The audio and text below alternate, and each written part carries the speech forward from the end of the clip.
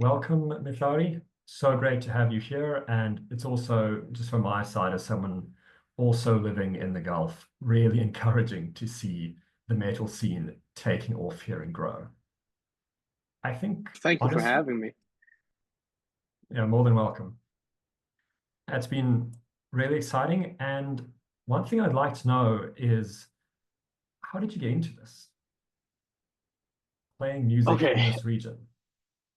okay. It's a bit of a long story, but I'll try to keep it short as much as I can. To begin with, like ever since I was young, I loved music. I loved Evanescence, Linkin Park, Buckethead. I used to listen to all these guys when I was really young.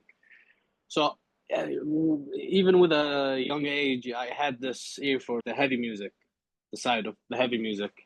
And I've tried to learn the guitar here and there throughout these years. But yeah, since you just mentioned that you've been living in the Gulf, you might assume yeah, I might assume how it was like a few years back. It was a bit difficult. We haven't had any infrastructure for learning music or learning the history of music. It kept going until I got into college.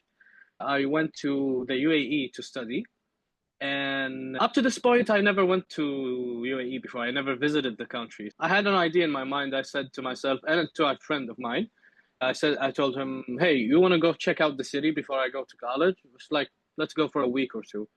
Dubai specifically.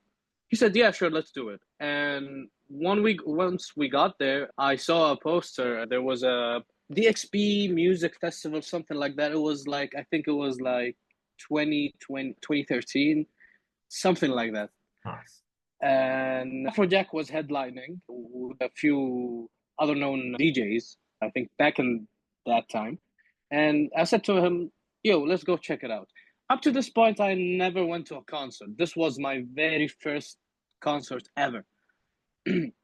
So we went, and I just fell in love, man. I fell in love with the stage and the way the crowd is like moving with the DJ and the music. I fell in love. And right then and there, I said to myself, okay, I'll learn how to DJ basically. I'll become a DJ. And I did that. I went to the DJ Academy of Dubai back then it was there was an academy called that. And I took my lessons, I've met people, and I started DJing pretty consistently, let's say. And it went perfectly. Honestly, I have no complaints or any regrets during that time. I learned a lot of stuff about music and music history and elements of music, let's say. And I started producing, obviously. After a while, I wanted to do music. I wanted to do my own music. So I went into producing. I got to know a lot of things. And I said to myself, okay, I know a lot of, I know about music now, like more than the normal person. You know what I mean? It's like you got deep into it. And I started producing, so I have this DAW. I can do something. Why don't I relearn the guitar? Why don't I go back to my first passion to try to do something with it? And I did. I learned the instrument all by myself from YouTube and other friends, like watching them talking about music, talking about the guitar. And slowly I got into it. I got better and better. And then I switched to, not, I don't want to say switch genres, but I experimented with the soul, jazz, hip hop, R&B type of things. It was mostly instrumentals. This kept going for a while, and up to when I finished college and came back to Saudi, that was like 2019, I guess. I said to myself, okay, I think I'm ready to do the switch. Like I have the confidence in me in producing and songwriting enough to do the switch, to do metal music. And this is when I did the switch. It was 2019 was when I dropped my first EP. It was an instrumental EP, 6 tracks. And I kept going ever since, man. I kept going ever since. Great. And that's been 6 years now of the metal career. Yeah, since 2019. Yeah. Oh, congrats.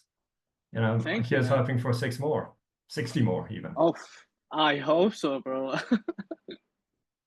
So one thing I did want to ask with that, again, just looking at this theme of music in the Gulf, is One thing that really stood out to me with your Spectrums album was how diverse it was. That you had all of these different languages, you had so many collaborators. Yeah. Do you think that was maybe because of studying in Dubai and meeting people from everywhere? Yeah, it definitely helped. Where do you live in the Gulf, if I may ask? Are you in Dubai? Are you in the Yes, I UAE? am. I am. Okay, you know the vibe in the UAE.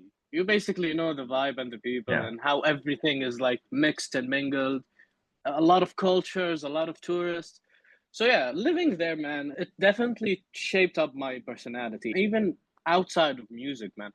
Like I'm more open to talk to people, to strangers, and I don't feel like the way I used to feel before going to college, like shy and hesitant. Oh, are they gonna accept the conversation? Are they gonna be rude? Like all these things, like it went away when I lived there because it forces you, and as a student, it forces you. Life forces you to be open with people and to talk to people. So it definitely helped, and I just love collaborations. Like I love the idea of having another perspective on a musical project. I have my own thoughts, I have my own ideas, and my own like usual melodies that I take when I start writing something. But having someone else with a completely different like approach, it creates something special, and I love this idea of it. And I always try to, as you saw on the album, every track has a feature. The vocals are all features. Without them, there's no vocals. So it's a solid thing. It's a center of the piece. So Yeah. it definitely helps. Like living in Dubai, the EDM also, like being a DJ in a small area in a club or a bar, it forces you to talk to people because they will approach you. Even if you don't want to talk to them, they will approach you as the DJ and they request songs, and you know how it goes. So yeah, it definitely helps. Yeah, I also noticed with Spectrum specifically, your first album, you had this side A, side B set up for it, where side B did have a lot more of this EDM influence. Yeah. The side A, side B thing was an incomplete project that I wanted to do after the album release. So I wanted initially, when I worked on the album for a whole year. When I finished the album and I was like preparing myself for the release, the initial idea is to press vinyls. Yeah, that's why there was a side A, side B. I even talked to there was already conversations with the company. They gave me the invoice. Everything was set, even the mix and master. I made sure to have a mix and master for the vinyl. I still have them. Okay, But somewhere along the way, after the release in a few weeks, I got approached by a label to sign a distribution deal for the album. So the album got re-released, and with the deal, they offered to do 1,000 CD. I So see. I said, Okay. yeah, I said, okay, I'll do the CDs. I talked to the producer to redo the mix and master for a CD fit. So I said, okay, fine. I'll do the contract. I'll sign the contract for the distribution deal, and it's an opportunity, man. This is the first like label professional type of thing. I didn't want to Yeah. miss out on it, so I said, Yeah, yeah, you've got to I'll take leave it. the vinyl. Yeah, so I said, okay, I'll leave the vinyl for later. I'm still gonna do albums either way, so maybe if I like the next album more, I'll spend that money on it to get it in vinyl. Ah, fair enough. That sounds like Yeah, a good yeah, plan. And I'm glad you're yeah. still Well, preserving hopefully. moving forward the idea with it. Yeah, yeah. So, would that be something we might be expecting with the new album you're working on, which we had Sleepwalker as the single for that? Not really. So Sleepwalker is a standalone single. Okay, okay. Yeah, yeah. So I wanted. Okay, I'll explain my let's say what just train of thoughts here. After the album, I didn't release or do anything for a year because of some like personal stuff going on with my life. Nothing bad, but like I was too busy to actually have the time to do that. And Sleepwalker was a 1 year, if you can imagine. It's one track, and I've been working on it for 1 year. Not because I was finding it hard to work on, but I was just stretching out the sessions. I wasn't really working on it. And after this empty year, after the album release, I said to myself, okay, I need to at least to release one track to say to, you know how it goes in the music scene. You need to Yeah. stay relevant. You need to always say, hey, I'm here. I'm still here. I'm not dead.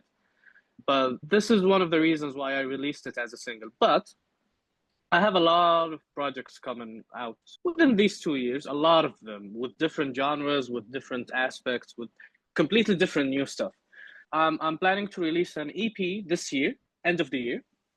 Hopefully, if it got finished. It's in the vocal demo phase now. Nice. And Nice. yeah, and early next year, I'm planning to even release an EP, but in a different genre. This is, do you know this 2000 punk rock type of thing, like the high school type of stuff, Blink Yeah. 182. Mm. So I have an EP with it in that genre, All right. in, That should be a lot of in fun that then. time. I love this, but I'm still looking for the perfect vocals for it. I I have a see. very niche sound that I want on these tracks, on this project. So I'm still looking for that. I also thought, okay, a lot of the stuff, all of the stuff I release is almost heavy all the time. Yeah. So there's a clean EP I'm working on. There's like a slow, mellow, clean, maybe acoustic EP that I'm working on.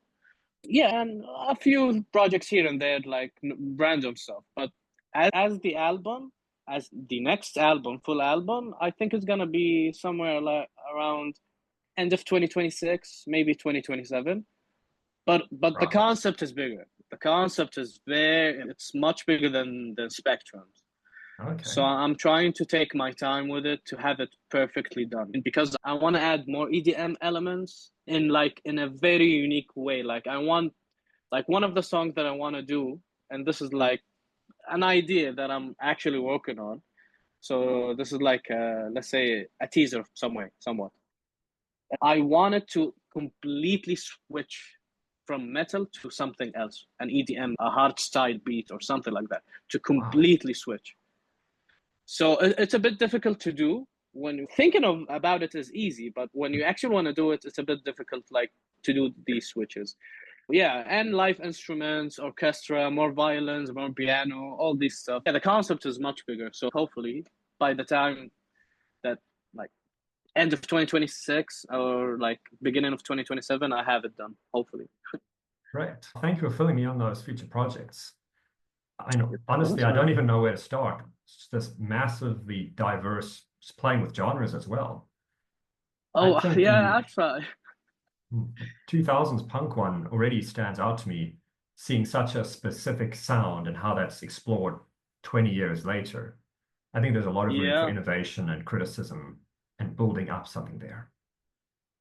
Oh, hopefully, man. Like I'm not trying to do. Okay, I love the modern touch of classic genres like metalcore and progressive, but for this EP, I'm trying to keep it authentic as much as I can. Even in regards of the artwork, I'm viewing the artwork in my head. I'm getting it set and locked in my head before even talking to the artist that I want to work with. I want it to be very authentic 2000s. I want it to be like if you don't know, if you never heard of this album, like you're just scrolling on Spotify and it comes up, I want you to get this. Oh, is this like a band from 2000s or what? I want this reaction. You know what I mean? So I'm trying as much Yeah, as I can to make it authentic. nice. I'm definitely looking forward to that. And that is actually Appreciate something that. that jumped out to me, especially just like watching the music video for Sleepwalker. There's such a Yeah. focus on the art here, making it cohesive Oh with yeah. the instrumentals. Yeah. Yeah. Always, definitely, man. Like I used to do graffiti back in the day when I was like in middle school, Okay. and art other than graffiti, like one of the stuff I love like to watch. It's like a beautiful view to my eyes. Is Renaissance paintings. Okay. Okay. I just love watching paintings from the Renaissance era, and I love a good painting. You know what I mean? I love a good artwork, Yeah, you even if it can doesn't lose relate yourself in to the it. music. Yeah, I just love a good detailed artwork. So I always make sure when I want to work with an artist, I always make sure like he got this level of experience, level of skill. And be honest, the guy who did the artwork for Spectrums, he is insane, man. He is insane, Yeah. and he works with a lot of big bands. And the artwork, by the way, the artwork that he did for Spectrums was not something I told him to do. I Wow. gave him the theme, I gave him the tracks, I gave him the general theme of the album and each track. And I said, go, just do it. You have full Okay. creativity, full creative freedom, let's say. And he came up with this.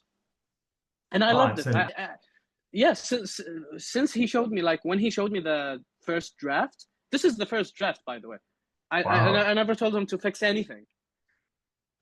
No, that's awesome. You could hit it on the nail on the head. First try. Right Shout out to away. Giannis. Right away, man. Right away. Right away. Oh, that's great. That's great. Now, if we shift gears here, one thing I want to ask is also just more generally about metal in this region. So I Yeah. noticed you're also doing some work promoting it in Saudi, like the Riyadh Inferno festivals. Yeah. How's that? Yes. Yeah. Okay. The scene in Saudi is old, but is it's being reborn again. You know what I mean? Right. It's been there since the 90s. Okay. Okay. And Saudi in the 90s was a different place. It was a Hmm. different era for Saudi.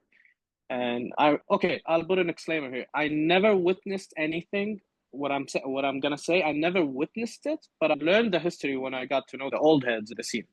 And when I asked this question, I asked them for an interview, for another interview that I was having. So I needed the answers to be very specific and like clear.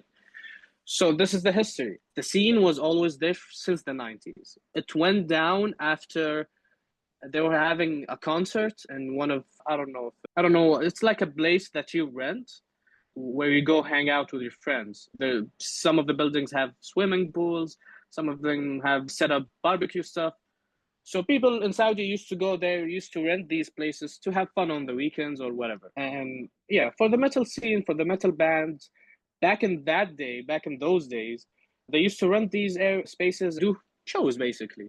It was underground private shows and they did, I think, two, if I'm not mistaken. It was two or three successful ones, and it was either on the fourth or the third, depending on how much they did before, where cops came and they shut Ah, everything down.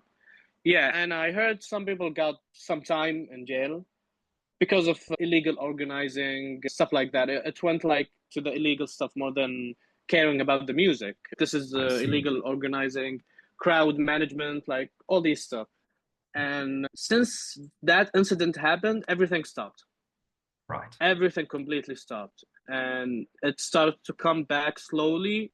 I think by the time things went back to normal, I was still in Dubai. So I Okay. haven't witnessed it since the beginning of it, since the very beginning. To me, I was living life normally. Like I was in Dubai, there was, oh, you're a DJ. That's, Yeah, there's lots you're to do just there. another DJ. Yeah, you're just another DJ. It was a different world for me when I was studying. Hmm. And yeah, I just as I said, things started to go normal again, and I until I came back in 2019, and the scene was there. The scene Okay. was getting back to it. يعني done, خلاص. Hmm.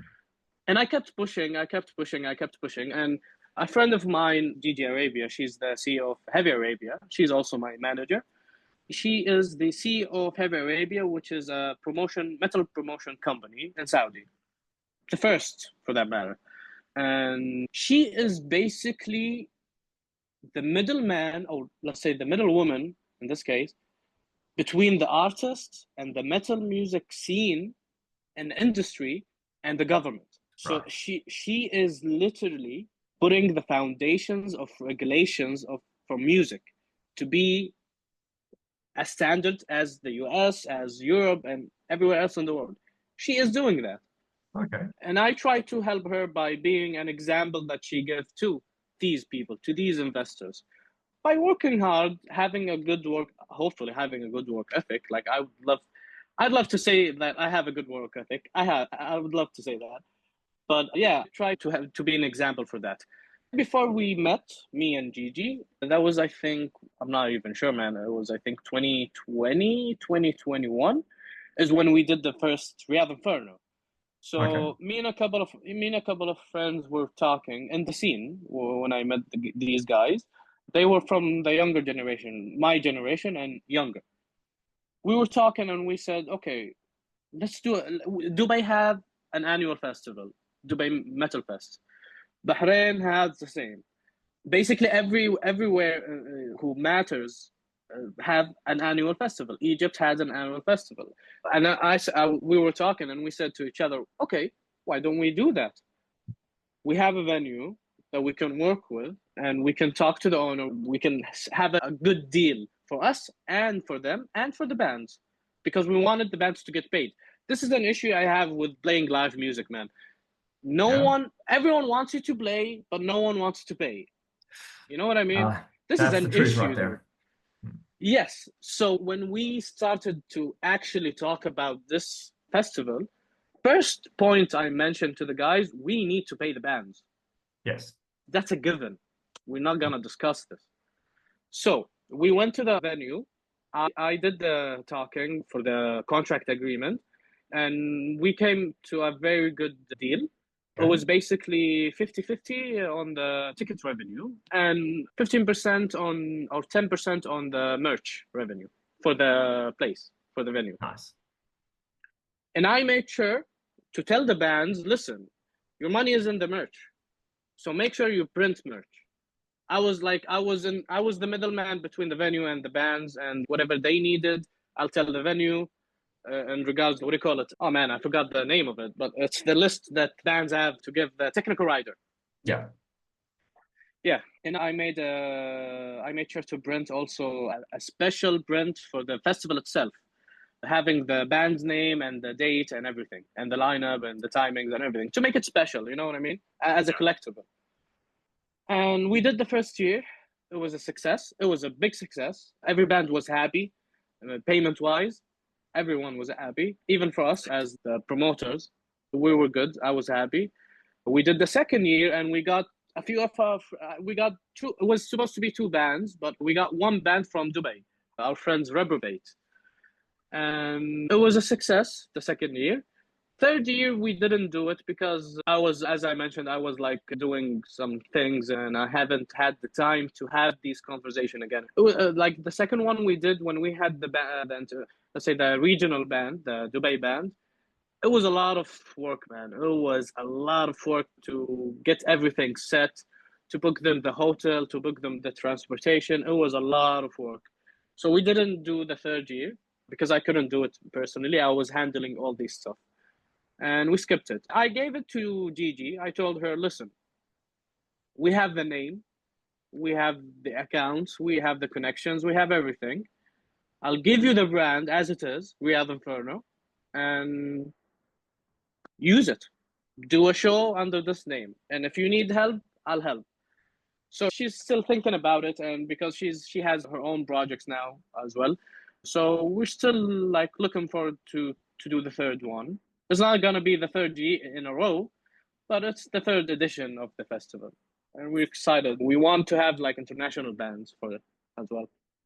Yeah, I think that sounds really encouraging. I'm personally impressed you managed to pull this off, keep it consistently, and especially setting a good precedent of making sure the bands get paid. That's really encouraging to hear. First, first order of business, man. The bands needs to get paid. Yep.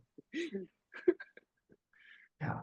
And so one thing I did want to ask then, from what you've seen with metal here in Hmm. Saudi and your experiences in Dubai, is it more locals or more expats? Actually, it's an even number, man. I think it's 50-50. I think it's Okay. 50-50 because in Saudi, there's a lot of Saudi bands. Don't get me Hmm. wrong.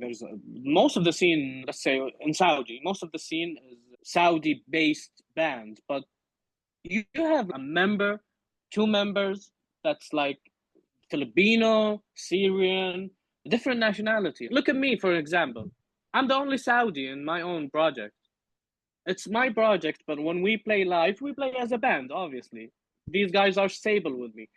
I'm the only Saudi. My drummer's Lebanese. Oh, now we're two Saudis. Like before, like I was the only Saudi. My drummer was Right. Lebanese, my bassist was Lebanese, and the vocalist is Kuwaiti. Oh. All right. Yeah, so most bands had this, and other bands no. Other bands were all Saudi, like 100%. In Dubai, however, I've seen a lot of Filipino bands, a Yeah. lot of Filipino and amazing bands. Don't get me wrong, Mm. sick bands, sick bands. I have a few of my friends, Filipino bands in Dubai. Amazing, man, amazing musicians. And okay, so I answered this question again. Maybe in Saudi it's 60 to 70 more Saudi to not Saudi. And in Dubai, from what I've seen, it's like 50-50. Right, Like right. I think, 50-50. yeah, that makes a lot of sense looking at the scene and who's here and also who's here Hmm. growing up with the music. Yeah, following off that, again, looking at the multilingualism, how has that been balanced towards more English or more Arabic with the festivals and so on? Sorry, can you say that again? So asking again, because I noticed your Yeah. project is very multilingual, are you looking Yes, sir. towards more Arabic language music or more English language music? No, for the main thing, like most of the project is English, and I'm still gonna do English because nothing against the Arabic language. Of course, I'm Arabic and I'm proud of it. But if we can be honest, you're not gonna get international if you stick to a language that it's very specific to a region in the world. Most of the world, even Europeans, listens to English music. If I'm True, not true. mistaken, obviously I could be wrong, but at least they understand English. Let's just say that at least they understand the language, even if they're not natively English. Yeah, yeah. And that's the only reason. Honestly, that's the only reason that I'm still continuing in English as a main thing. But that doesn't mean that I won't represent other languages. As you mentioned in the album, I had Arabic, I had English, of course, and And Finnish as well. yeah, finish. Yeah, and I'm looking forward to do more. I wanted to get French in the album, but I never asked the vocalist. He was Canadian. I never asked him if he knows French.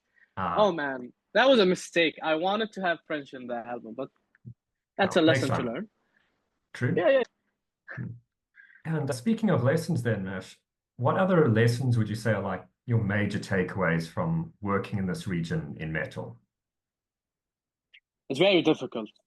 Top three? As much, huh? Top three maybe? Top three Top three issues. lessons. No, lessons or issues, just Top three. Okay. First of all, or first number one, there's there's a need to have more education about the music recording. right. Education, like music education, learning how to work with a DAW. Professionalism. That's a lesson that oh man, I got a hard time learning this lesson. Like professionalism. We need more professionalism. We need more professionalism in just talking to people. You know what I mean? Right. Just interacting with people. It doesn't even have to be in the music itself, like the songwriting. Just like how we behave with one another. Hmm. We need more professionalism of that, man. And the third thing, I'm not sure. Nothing comes to mind at the moment. Fair Nothing enough. as a third point. I think education and professionalism would go a long way for any music industry, just making a good crop of musicians and also making sure people can collaborate, work together, and just be polite and civil for a good atmosphere. Definitely. And since you said that, a third point would be less ego. Less ego. There's a lot of ego in the music industry. A lot of ego. There's a lot of people who are like, listen, I don't want to sound like an asshole, but I keep it real, and everyone who knows me knows that I keep it real all the time. There's a lot of people who still not like they didn't even do anything yet, and they have a massive ego, dude. Like, Wow. chill. You know what I mean? Yeah, that's just so frustrating to work with. Ah, man, I took a few lessons from that, like that category alone. Like I've dealt with ego, man, and it's annoying, man. It's frustrating. It's time consuming, energy draining, and you don't like. No one wants to deal with that. Honestly, Yeah, no one it's wants to just deal with that. it's just too much admin for everyone involved and really hurts the experience.